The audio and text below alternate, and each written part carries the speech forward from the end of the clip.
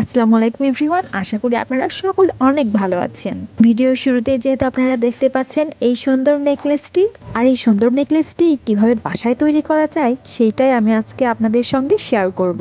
শুরুতেই বলে দিচ্ছি, এই নেকলেস বানানোর ক্রেডিটটা কিন্তু আমার একদমই না। এই নেকলেস বানানোর আইডিয়াটা সম্পূর্ণ আমার ছোট বোনের ছিল, আর সে কিভাবে এটা বানিয়েছে সেটা আমি শুধুমাত্র আপনাদের সঙ্গে শেয়ার করব।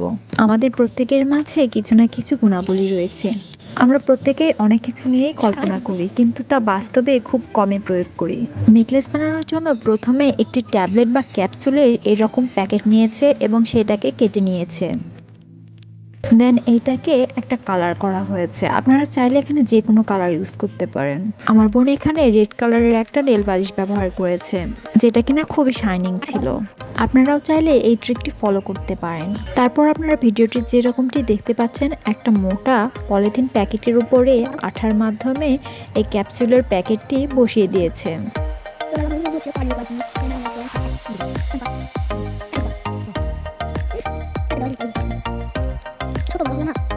তারপর গোল্ডেন কালারের একটা চেইন কেটে সেটাকে আঠার মাধ্যমে এটার চারপাশে বসিয়ে দিয়েছে।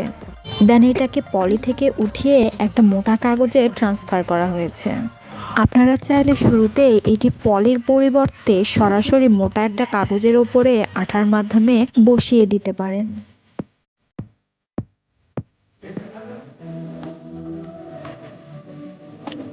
তারপর এর চতুর্দিকে আঠা দিয়ে একটি একটি করে পুঁতি বসানো হয়েছে। আর এটা গোলাপি কালারের পুঁতি ছিল। আপনারা চাইলে যে কোনো কালারের ম্যাচিং করে পুঁতি ব্যবহার করতে পারেন। গোলাপি কালার পুঁতি সবগুলো লাগানোর পর এটা হালকা একটু শুকিয়ে নিতে হবে। তারপর এর পাশ দিয়ে আবার আঠা লাগিয়ে গোল্ডেন কালার পুঁতিগুলো বসিয়ে দিতে হবে। গোল্ডেন কালার পুঁতি সবগুলো লাগানো হয়ে গেলে এটা শুকানোর জন্য কিছুক্ষণ এভাবেই রেখে দিতে হবে। একইভাবে এটারও যখন আঠা একটু শুকিয়ে আসবে তখন আমরা স্টোন ব্যবহার করব। চেইনের সাথে মিল রেখে এখানে গোল্ডেন কালার স্টোন ব্যবহার করেছে। আমাদের লকেটটা তৈরি হয়ে গেছে। এটা এখন আমরা রেখে দেব শুকানোর জন্য। শুকিয়ে গেলে এটাকে কেটে নেব। অপরদিকে আমরা পুঁতির সাহায্যে লকেটের চেইন রেডি করে নেব। এর জন্য আমরা প্রথমেই সুই সুতা নিয়েছি। আর হ্যাঁ, সুতাটা একটু মোটা সাইজের হতে হবে। এতে করে খুব সহজেই সুতাটা ছিঁড়ে যাবে না এবং পুঁতিগুলো পড়ে যাওয়ার ভয় থাকবে না। একে একে সব পুঁতিগুলো এখানে গেঁথে নিতে হবে। আপনারা চাইলে এখানে বড় সাইজের পুঁতিও ব্যবহার করতে পারেন। মোট 8টি সুতায় আমরা এভাবে পুঁতি গেঁথে নিয়েছি এবং গলার মাপ অনুযায়ী কেটে নিয়েছি।